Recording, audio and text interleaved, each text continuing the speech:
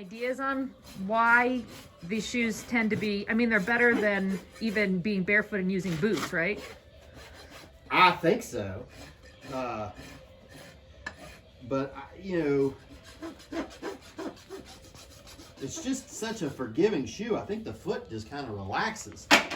You know, if a foot naturally wants to be drawn up and contracted, these shoes just have a way of just letting the foot relax and it just spreads. They all, you know, when I'll start with a 0 or a 1 and it'll go to a 1 or a 2 in a shoeing cycle or 2, and it's, you know, it's amazing. I mean, even more than barefoot. You know, we always think that like barefoot, if you take a horse that's shod, you know, if you pull the shoes off, it'll spread, and it does. Right. But it's marked in these EasyCares, the foot just goes. Whoosh.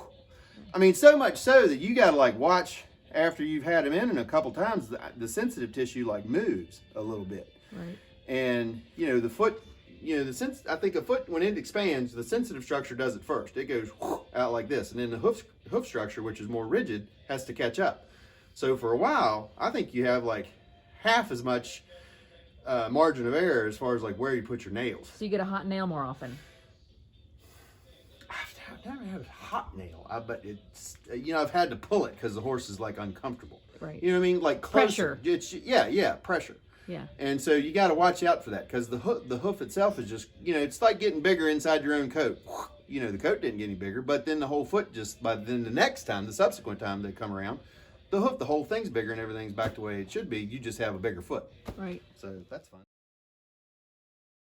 This much longer and this much narrower. Over time, I hope that the hind end spreads out a little bit and the foot becomes a little more symmetrical. Right. It's got some central sulcus. It's not really thrushy, it's just tight. I don't think it's diseased, but it's something to keep an eye on anyway.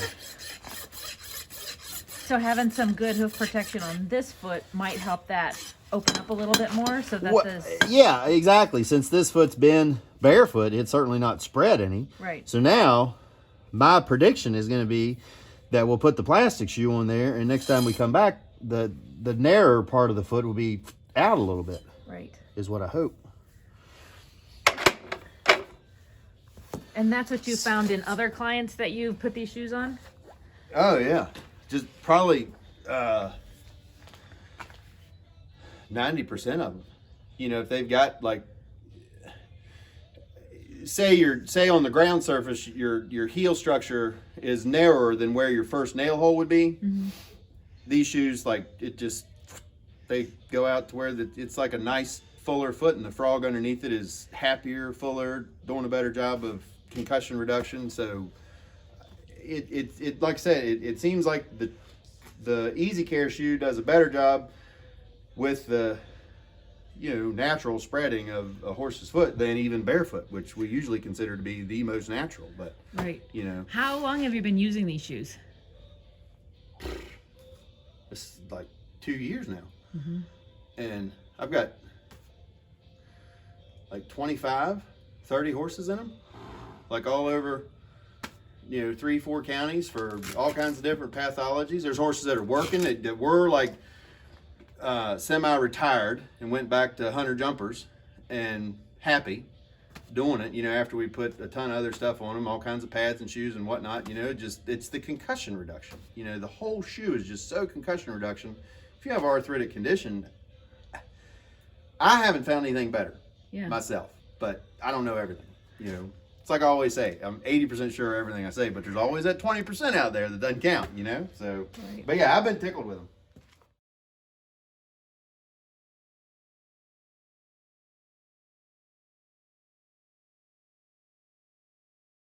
This is Khaleesi's foot. Yep. So since she's been coming to you in composite shoes, what changes have happened in her foot? Oh, her foot used to be a lot tighter in the heels here, and this central sulcus is nice, and kind of you see it's kind of opened up like this. It used to be really tight like that together. This foot, I mean, our heel structures are back here, like right up here would be where your first nail holes are, and your heel structures, the buttress where the bars come in and meet the exterior wall coming around here, the buttress of the heels are right behind the first nail hole. So it's just spread out nice, and this frog looks a lot healthier in the time that I've known her. So, what benefits do these shoes have for people who are trying to do endurance riding? Specifically. Concussion reduction. You know, because it's nothing but pounding. You know, it's miles and miles of just pounding, and endurance riders, a lot of times the terrain is uneven at best, but it's, Sorry. a lot of times it's hard packed dirt or hard packed grit or even gravel roads, and these shoes they're really protective because it's a big wide piece of material, but the concussion reducing properties of these shoes are just phenomenal. So. Which is what the metal shoe would have a drawback of. It'll protect the hoof, but it won't generally give as much concussion protection. No, not at all. Yeah. Yep. Yeah, steel shoes really, I mean, we've been protecting feet with something for, hundreds of years. But, a steel shoe doesn't really reduce concussion. I mean, it's nowhere near as concussion reducing as these composite shoes. So for endurance, that's the main thing you're looking for is your shock reduction. Yeah. So, yeah. Well, this is just grinding off sometimes if you have, like, her feet are kind of narrow, so I marked where it's just too full. I can't eyeball it. Right. So I just put a mark with the Sharpie down the foot, and then I just grind that much off. And so that's how you would work on sizing if it's in between shoes. Yeah. Right. Yeah, exactly. It's on the grinder.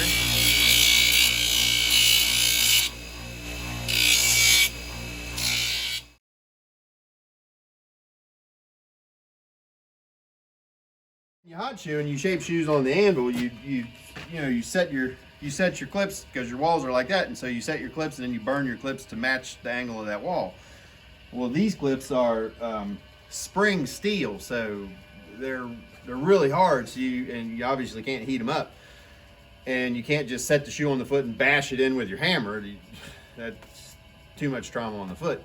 So what I do is I set the clips a little bit on my anvil horn, thin them a little bit on the grinder so they blend in nice, and then notch the foot just a little bit for somewhere for that clip to sit because you're putting the shoe on there cold, and it just makes a nice little spot right there. It's there's a little bit of a gap right there because it's not exact. It's not like as good as burning in a clip, but it's it fits better than just having a clip going sticking out like this, cutting off dandelions everywhere you go. Well,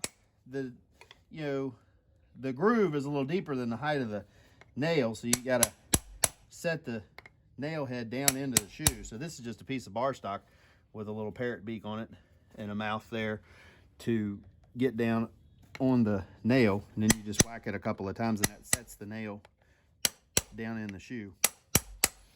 Takes 5 minutes to build that. It's not much. Okay. Do you need any special equipment to remove these? Well, the one thing I'll say is that whatever model of crease nail pullers you use, you just need to be sure that they're tapered enough to reach down in the shoe, a little pointer at the tip like this to reach down in the shoe and pull out the head of the nail. Okay. Ones that are blunter just don't reach it down in there as well. So mostly I'd say that they probably have fooled with composite or rubber or plastic shoes before, and they've not done well. Right. So they're just like in that category. That's not really going to work. I've used steel or aluminum reliably for 25 years. Mm-hmm. I'm not really interested in a newfangled thing that comes along, because there's always a whole thing. You want to be, brilliant in the fundamentals, stay strong in the basics, and that usually carries you through. But I think that's probably the biggest thing is guys have probably, seen them, used them, worked with them before, and they failed. So what makes these different than the ones that have failed in the past? They're just made better than the ones I don't remember all the names of ones and whatever. I mean, there've been plastic ones you've had to like screw hard bar plates together with little tiny screws, and they all fall apart over a period of a couple of weeks, and or they just seem like a flip-flop. I mean, these shoes are rigid enough to be supportive enough for the horse with that spring steel insert, plus with the concussion reducing properties of the the material that encases the spring steel, you know, it's just a brilliant combination, you know. So I think they're just engineered and made better. So she's looking pretty happy with this process. Like, she's relaxed and she's licking and chewing. I think she's gonna like these shoes. Sure.